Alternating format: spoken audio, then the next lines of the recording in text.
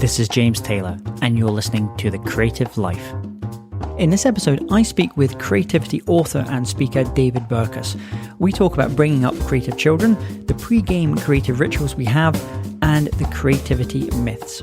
Enjoy this episode. In this episode, I speak with creativity author and speaker David Burkus. We talk about bringing up creative children, the pre-game creative rituals we have, and the creativity myths. Enjoy this episode. Hey, it's James Taylor here. I'm delighted today to have David Burkus. David is a writer, speaker, teacher, and podcast host who's passionate about leadership, innovation, and strategy. His books include The Myths of Creativity and Under New Management. But you also find him writing for Harvard Business Review, Fast Company, and Inc. magazine. Finally, when not writing or traveling to speak around the world, he teaches at Oral Roberts University, where he holds the position of Associate Professor of Management. It's my great pleasure to have David on the show today. Welcome, David. Oh, thank you so much for having me. So share with our listeners what's going on in your world just now. What is going on in my world? So, first and foremost, I'm the husband of one wife and the father of two little boys, which is really kind of fun because we signed the book contract for Myths of Creativity before either of them were born, and then sort of found out that one was on his way as I'm writing this book. And as soon as he was born, it brought this kind of whole new level of this study, right? It's one thing to say, here's what we believe about creativity, here's what the science says.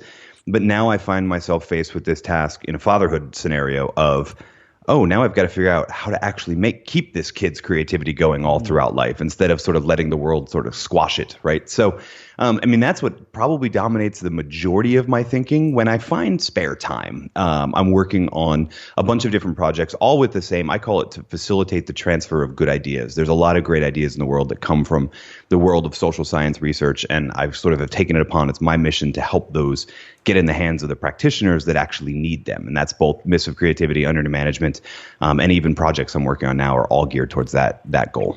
It's funny, you were just talking about, especially when children are involved in those, I think in the States it's called the fourth grade slump, that point, and where the kind of creativity drops off. And for obviously, you can explain the kind of reasons that behind that as well. And I had a previous guest on, Amanda Palmer, the musician and artist, and she's very well known in the tech world and music world. I think she raised $1.4 million for her crowdfunding album, her crowdfunding campaign.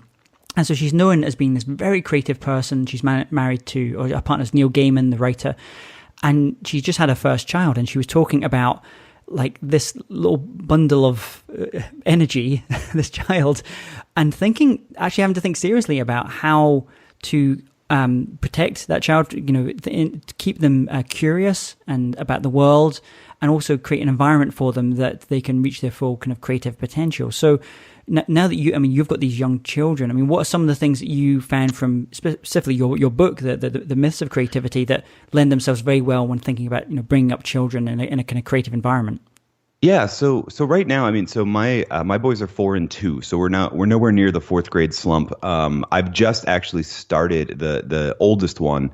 Just started kindergarten or pre-K, so he's just starting the kind of regular primary school system. So we've got a couple years before the fourth grade slump actually happens. But there's still that idea of like having to convey that there is structure, there is routine, there is a time for right answers, and there's a time for lots of answers and that sort of thing. But really with both boys right now, we're kind of working on, Carol Dwek, the psychologist, would call it a growth mindset. So no matter what kind of the school system says, what we're really working on is reinforcing the idea that, you get the right answer or you make the really cool Lego building, et cetera, because you tried hard, not because you're a genius, not because you're this or that, but that it came from effort. And that even when you fail, it's okay. We'll just go back and we'll keep trying because that's what happens. So that's been a lot of my my energy right now is kind of anytime he says, "Oh yeah, I'm smart." I'm like, "Yeah, well, you're smart because you work hard and you practice." And we're trying to really reinforce that idea now. Because I don't know that the primary school system really does that. It's kind of focused on testing and separating and figuring out who's top of class, middle of class, bottom of class, et cetera, and sort of tracking them on their way. So really emphasizing that growth mindset is where we're at now. And then kind of bracing ourselves. It's weird. The fourth grade slump, it's kind of like knowing a hurricane is coming, right? You're sort of like, okay, we batten down the hatches, but we're not there yet. We've just got to get a plan together by the time that arrives. And I'll be honest, I don't know what that is. Maybe I need to reach out to Amanda myself and be like, so what are you doing? Because I don't know how I'm going to face this fourth grade slump thing other than you try and reinforce the idea that the teacher is right, but also that there's a time for not looking for the right answer, but for looking for lots of answers. And, I think that's the balance of schooling and the education that you get at home, which arguably is more and more powerful than what you get in school. So that's what I think the route we're going to try and go. But I would love it to sound like I know what I'm doing, but I'm really not. I'm making it up as I go along. And you mentioned there, this notion of that growth mindset. One of the things that you talk about in the first book about myths, you talk about this idea of our conception of how creativity has changed over the years. So you speak about the conception that maybe the early Greeks and Romans would have had, and then what we probably think about now more about creativity, but how some of those things have been kind of left over. So this is I'd love you to kind of talk about those differences, this idea of the muses and what we know now, because I saw something the other day where Elizabeth Gilbert was talking about how she approaches her creativity, which is very much of that early Greek, early Roman kind of muse concept, as opposed to maybe something that you were just kind of talking about, that kind of growth mindset. Can you just talk a little bit more about the idea of this muses? Yeah, so Elizabeth Gilbert and the writer Stephen Pressfield both do a lot to kind of re-energize this idea of the muses. And it's funny though, when you dig beneath the surface, what you find is that the term they're using for muse is really just the way that they have almost a pre-game ritual before they write. So Stephen Pressfield especially talks a lot about before he sets down to write, he does these things, including reciting the Invocation of the Muse from, I think, one of Homer's plays. And Elizabeth Gilbert's very similar when she talks about the muse. It's more of the ritual of knowing when she's in the right mindset. So in my opinion, they're using this idea of the muse to get themselves in a good state mentally, et cetera.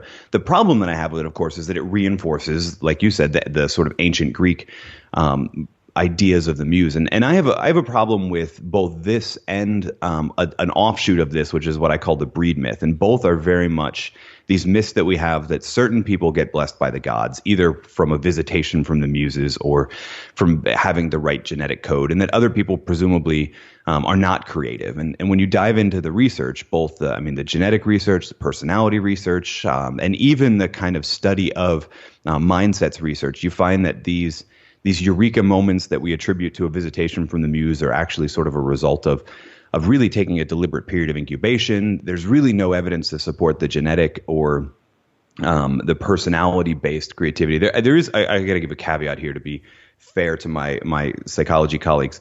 There is some evidence that what we call openness to experience in the Big Five personality scales has a correlation to creativity. But really, I think that comes down to the idea that if you're open to lots of experiences, you have more experiences and more different experiences than others. And therefore, you have more raw material of ideas. But really, again, to go back to like my boys are in my oldest is in pre-K and kindergarten. If you walk into any kindergarten classroom, doesn't matter whether you're in the States, in the UK, anywhere in the world, you will find that those 4 or 5-year-olds, 6-year-olds, they're the most creative people in the world. And there is no easy genetic distinction yet. What I think really happens is that some kids get the idea that they need to keep their creativity. They find refuge in programs like music and art and other places in their school. And the majority of kids, I think, just fall in line and submit to that kind of conformity idea. They fall out of practice. And then in their adult years, they say things like, I'm not creative, or, I don't feel inspired for this, or I just don't have it in me, et cetera. And it's not anything about them or what the gods or the genetics have prescribed to them. It's really just a way to explain how uncomfortable creativity feels because they've spent so long not exercising that muscle. And so that reinforces this idea. And I don't have anything against Elizabeth or Stephen Pressfield's rituals that they use to get in the right mindset, but let's call them what they are. They're rituals. They're not actual invocations to an actual one of 7 demigod sisters from the ancient Greek system. That's not what's going on, and we do more damage when we reinforce that idea than when we talk about what's actually happening in the mind of the people doing the work. So, like from anything, even sometimes maybe negative myths. I think about Caesar, for example. He built some great roads. The Romans built some great roads, but that was probably not his primary thing that he was thinking about when he was going. He's building the roads so he can move armies. Exactly. Around. He was probably it's not as far. So you have these other things. One of the things I also think when I hear that, I've heard Elizabeth talk about this as well, is when I speak to a lot of folks in the kind of creative industries, artists, writers, musicians. They like, one of the reasons they like the idea of the muses is because it gives them a little bit of a get out clause. If something doesn't work for whatever reason, then they're able to say, well, it's not entirely my responsibility. It's not entirely my fault. I'm a vessel for these ideas.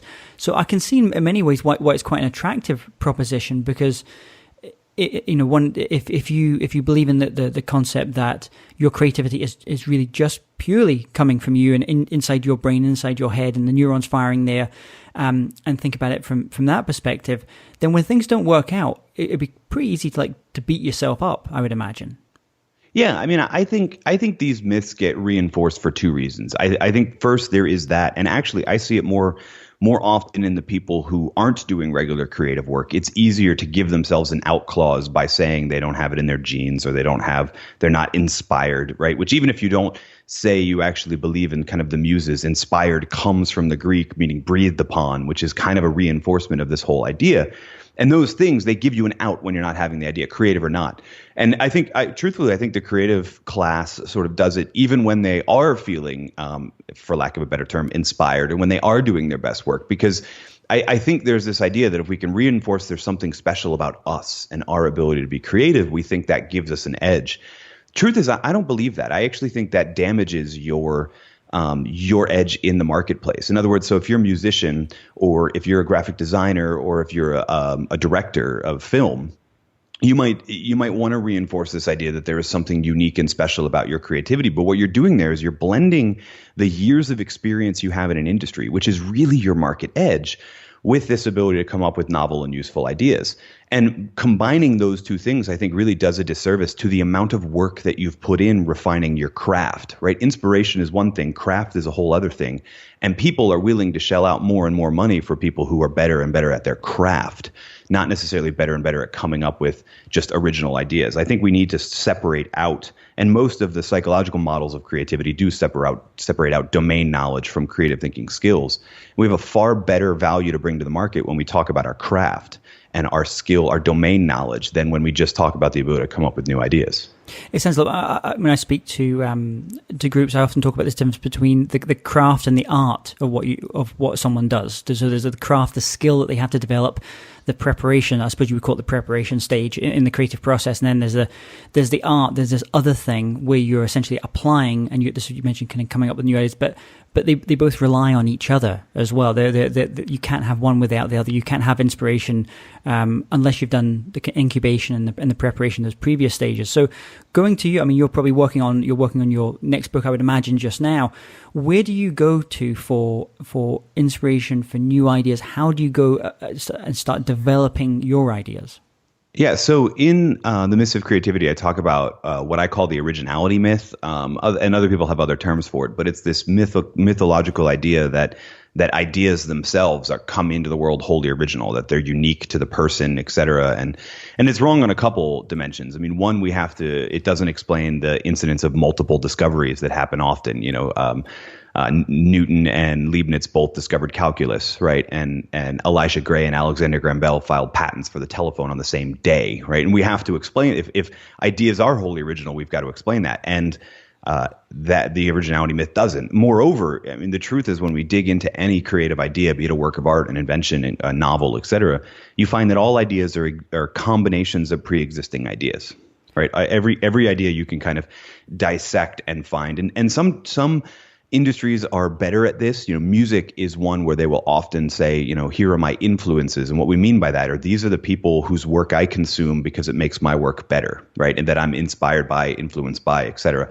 Other fields, we want to believe more strongly that it's wholly unique to us and nothing influenced it, et cetera. But the truth is that consumption has a huge effect on creation. And so, I start with that. I don't really believe in writer's block per se. For one thing, I've never heard of like speaker's block or blocks in other domains. But really, I think a lot of it comes from a lack of doing the research and a lack of consumption. If your influences, if your inputs aren't there, then if you've got less new ideas to work with, you've got less ability to come up with original combinations, which are the ideas that you bring into the world, the original combinations. So that's where I start. So I start with a ridiculous ton of reading. So, I mean, in the writing stage, not even the editing, the writing stage of a book for me is about a year. The first 5 to 6 months are just spent reading. And actually, I like these months more than the actual writing months. They're just spent reading absolutely everything I can find on the topic, watching every documentary or TV show I can find that relates to the topic, just consuming a lot to give myself lots and lots of the raw material of ideas that then I'll let work into new combinations of ideas, and that then becomes the writing stage. And when you're doing all that kind of preparation, taking as much information as possible, before you start then on the writing itself, do you give yourself a period of time or a change of environment or something that do you feel you like to happen or you hope to happen before you actually kind of get into sitting down there at the keyboard and writing? So I do and I don't. I mean, it's not like I do all the research and then I take a vacation or some overt sign of incubation, which, I talk about the power of incubation a lot in Myths of Creativity. But incubation also happens when you're juggling multiple different projects. And so I write books in what I call a modular format. So there's usually an introduction and a conclusion that draws the kind of plumb line or through line. And then each chapter could almost be a standalone essay type of a thing. So when I'm working on one, I'm kind of incubating the other ones, if that makes sense. So, usually it just so happens that the past two books, and I like this format and I'll keep it. So the Under New Management and the book that I'm working on now both have release dates in the spring, which when you work backwards on your timeline, it just so happens that the holiday months, Christmas, or the holiday weeks, Christmas and New Year's and that sort of a thing, tend to fall right in between that time. So it's not intentional, but I do enjoy it. But it's not, I don't worry too much about that because I know that as I'm writing one chapter, the other chapters are sort of incubating. So I'm still taking advantage of that. So you're doing almost like a Stephen King where he'll switch between different projects, different writing projects, put things away for a bit, work on something else. And that's his way of incubating, I suppose, to a certain extent as well. Yeah, and we find a lot of prolifically creative people. Not that I would count myself among them, but the Frank Lloyd Wrights of the world are working on multiple projects, et cetera. And it's a really good way to stay productive while still getting the benefits of incubation, is just to have 3 or 4 projects and to be juggling through the various ones with your time, so that while you're working on one, the other is incubating. But I think what you said there, this originality myth, I think that's a very pervasive one. I think the latest numbers, and you'll probably have more recent numbers. Last time I saw some numbers, I think it was from Adobe, they were saying in the US it's about 55% of people consider themselves creative. Here in the UK it's about 50%. In Asia it's only about 45%. And then when you ask people what is their perception, what is creativity, they'll often say this idea, it's a brand new thing that is created. And we had Frederick Harron, who's a speaker on creativity, and he's in Asia, and he speaks to a lot of Asian organizations, large Asian companies, and their understanding of creativity is completely different. It's much more about a mixing or a blending of different ideas, maybe from different industries, different technologies. That's where kind of new ideas are coming from. So do you see any kind of chink in the armor of this originality myth? Can you see things changing at all? I mean, I do, and the more voices that lend themselves to that idea. I mean, truthfully, again, I think it goes back to kind of like the muses idea. I think there's enough people that reinforce the myth almost because it makes them feel special, or because they don't really know how to put to words what's going on in their mindset. But as we continue to research from a psychological standpoint, as we continue to look into the brains of creative people, we're finding the same things, and this originality myth kind of can't hold up on that. You bring up actually a really interesting point I never even considered, which is Hofstede has this cultural dimensions among different countries, and the Asian countries are far more collectivistic than Western countries. And I'm almost wondering if that sort of relates to it. If in more collectivistic countries, there's a realization that we all benefit from sharing each other's ideas because we come up with new combinations, whereas in individualistic, there might be a tendency to want to say that our ideas are unique to us because, again, we're an individualist culture. I've never seen any research on that, but you actually give me a really interesting idea for a study. So if we do it, this is where it started. There you go. But again, right. Even that idea, the idea for the study is not unique to me, right? It's you. That's the speaker that you just mentioned. It's me knowing about Hofstede's dimensions. It's a lot of other people who are at work in that. And I think when we have more open, honest conversations about, in all domains, about who our influences are and who we benefit from, then I think we give people, we give people a better chance. The biggest problem I have with the originality myth is if you think that there's something unique about a Steve Jobs or a Thomas Edison, unique about their ideas, and not, I mean, there's definitely was a unique work ethic to those men, and the men and women who are politically creative. There's a unique work ethic, but if you think there's some uniqueness to how their brains work, then you're putting them on a pedestal you can't possibly climb up. And that's the reason I'm most motivated to sort of tear down this myth or put more chinks in the armor, as you say, is that it democratizes, it gives more ability to people who have previously discounted themselves because they look at the stories of the paragons of creativity and innovation and they say, oh, I could never have an idea like that. No, you could, because all ideas are combinations of pre-existing ideas. You just need more raw material of ideas to start working around and combining with. And David, can you tell us about a time where you were working on a project, creative project, or something? Maybe you're working from the business side or your speaking side, where you worked at something, you gave it your heart and your soul, but for whatever reason it just didn't work out like you'd hoped or you'd planned. And more importantly, what were the lessons that you took away from that experience? I mean, to be honest with you, I don't know that I can identify just one, because I can tell you almost all of them happened in the same way, which is the lesson I draw from them first is thank God for great editors. So I've had a couple different ideas for books that my literary agent has been able to convince me are terrible. And then several pieces that I write for Harvard Business Review get left on the cutting room floor. So we'll come up with an idea. I'll start working on it. I'll send it to my editor. We'll go back and forth and back and forth. And finally, it's almost like I'm grateful that, as annoying as it is in the moment, I'm grateful that they have final control over saying whether or not it gets accepted, because they've cut a lot of pieces that when I go back and look at them, I'm like, yeah, you're right. They weren't working. So I think it speaks to that need to have collaborators, and that nobody can be sort of a lone creator, because you need people who are skilled in giving you feedback in order to tell you what's not working, and also in order to tell you what's working that you should keep going on. So that's the biggest lesson. There's several different pieces, book ideas, articles that I've tried to write that get left on the cutting room floor. But the big lesson from all of them is that that's a good thing. And thank goodness for editors and impartial external people that can help us in that. Because I think too often we just fall in love with our idea and think it's amazing. And we put it out in the world and we get that hard lesson that it was terrible. And editors and agents and those types of collaborators can really spare you from that. I was having a conversation yesterday with someone, and we were talking about I can't remember exactly how it came about, but it was some creative person, maybe it was an author or a filmmaker, some of their work, that's what we were having a discussion, it was about Prince, the music artist Prince, and who has about 120 albums in the vaults that have never come out. And at some point, all these will start coming out over time. Whereas a number of, especially visual artists, will actually burn or destroy previous drafts and previous works that just didn't quite make the cut as well. Like Francis Bacon, I think he had a thing every year. He would just like go and burn any of the canvases which didn't quite make it, because he didn't want to show how the sausage was being made and see those jumps as well. So when you're, do you feel very at peace with the idea of when you're writing something, it just doesn't quite, that particular piece doesn't quite make it, that you just say, okay, move on to the next thing?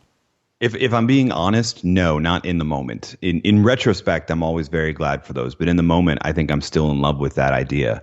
And that's me. I think everybody's a little different, right? You can run the opposite way of like an Emily Dickinson, and you can censor yourself, and nobody knows that you were a brilliant poet until after you die and we find it all, right? So you can go the opposite way. Me, I tend to be in love with my ideas, and I'm grateful in retrospect to the people that helped me kill them, because it's hard for me to kill my darlings. And I get the value of it, but in the moment, it's really hard to see that. And can you tell us about an insight for yourself, or a light bulb moment in your life, in this creative journey that you've had?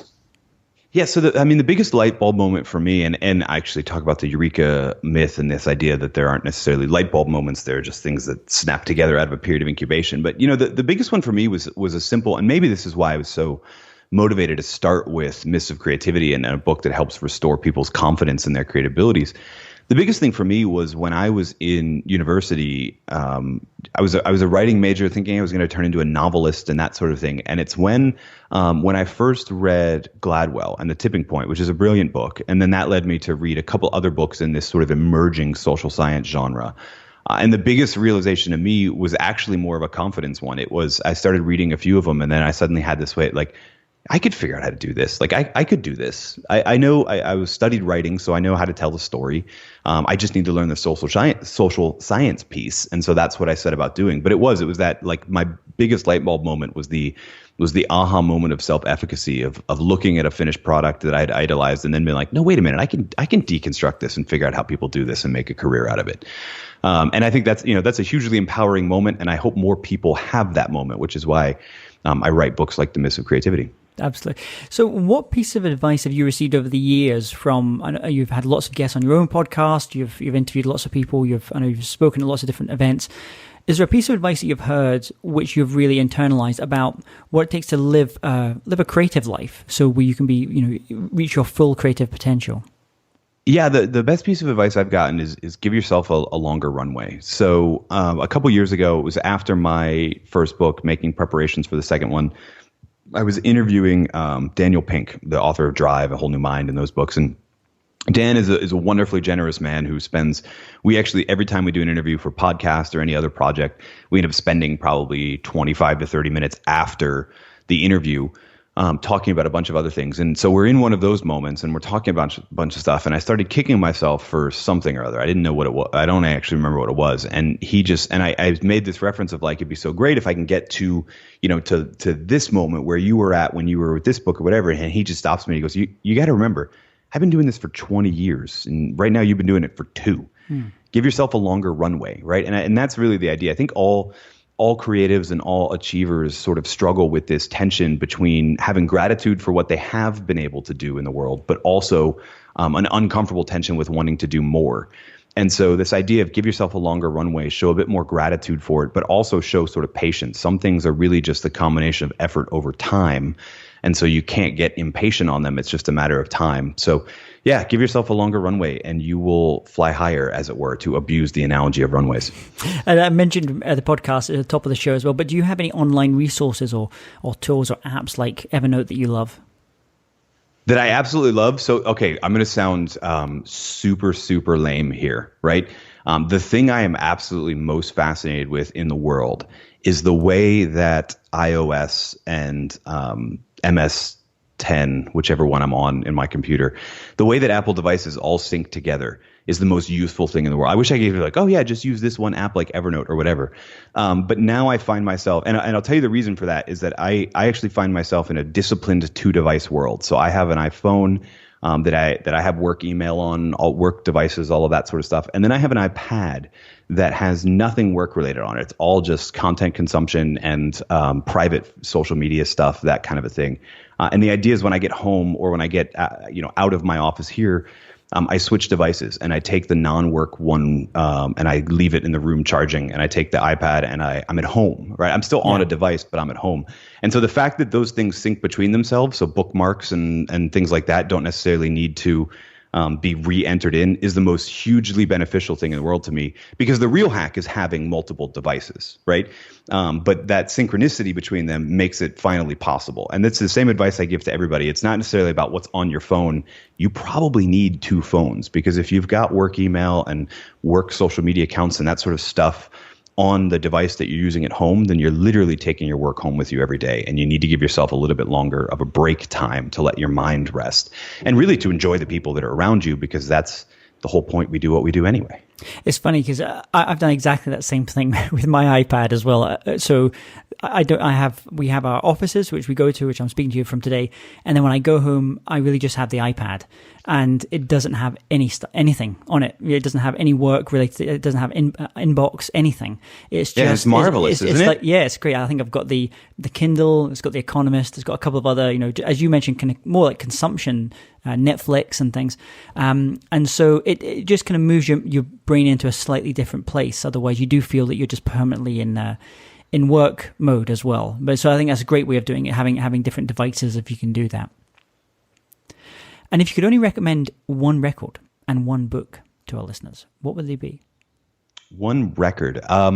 Probably Brian Eno's Music for Airports. It's the single best soundtrack I've found to listen to while writing. It's just a wonderfully mellow, non-verbal 60 minutes or so. And I think Brian would probably not appreciate me saying this. I think you can listen to the whole thing on YouTube. I think somebody put it up and he has yet to argue to take it down. But do him a service and actually sort of download it. You can get it on iTunes and all of those places. But it's a wonderful record. And then I'm sorry, and book. I'm a huge fan of a little known book, Roger Martin's The Opposable Mind, which is all about, there's the famous Shaw quote about genius is the ability to, or intelligence is the ability to hold two conflicting ideas in your head and not go crazy. And Martin's book that's a great quote, but Martin's book is sort of the how-to. So he dives into interviews with a lot of different, mostly in a business context, but different people who have found a way to reconcile opposing mental models or opposing business models or opposing strategies, et cetera, in their mind. And it's a hugely beneficial book for really figuring out how to do that it's not either or, it's actually thing that we all hear so much about. This one is a great how-to for that. In fact, at one point I was thinking about getting some T-shirts done, which all they would say is, I think you'll find it's a little bit more complicated than that, and just go to all these events, which people feel very strongly one way or the other, and just stand there with this T-shirt on. So my students are almost make a joke of it, because almost every time I get asked an either or question in university, almost every time my answer is yes. To signal them that like both are possible. So let's not go either or. And I think the person who's the most skilled at that I've seen is a friend of mine, Derek Sivers, who has a really good writer as well, started CD Baby. And he's one of these guys that is just, if ever I've heard people ask him questions before, which of these two things? And he will never, ever go with, he'll think about it, reflect about it, and then he will come up with something so beautiful and original that you didn't know would have kind of come up with before. So let's imagine that you woke up tomorrow morning and had to start from scratch. So you have all the tools of your trade as a writer, as a speaker, as a podcast host as well, but no one knows who you are. How would you restart? Interestingly enough, it's funny that you say I know no one, because that's probably where I would restart. The next book is actually looking into the power that networks and relationships and those sort of things have on us. And then how we best can use that. So that's probably where I'd start, because again, I don't think there's such a thing as a lone creator. So I can't just take all the tools and hide in my basement office and do that same work. I need to start with those relationships. So that's probably the first thing I do. And I don't know where that would be, right? But I would find a group and I would start trying to make inroads in them. And then honestly, the realization is my work would end up looking very different, because I'd have a different set of relationships in that scenario than I have now. But that'd be okay. I'd still be doing the work. But it's that idea that the relationships and the people that we interact with have such a huge influence on us. So that's where I would start, actually, is with those relationships. So one of the things, just before we kind of came on, we were just talking about place and where we live and everything. And, there's a common thing that comes up with a lot of, especially folks in the creative industries. It goes back to, I think, like Richard Florida, who talked about, I think creative places or creative cities. For a lot of people that kind of hear this idea that within creativity, you need to be in the main conurbations. You need to be New York, LA, London, Shanghai, those kind of places as well. Has there been any research that you've done when you've been looking at where some of the most kind of creative things are coming from?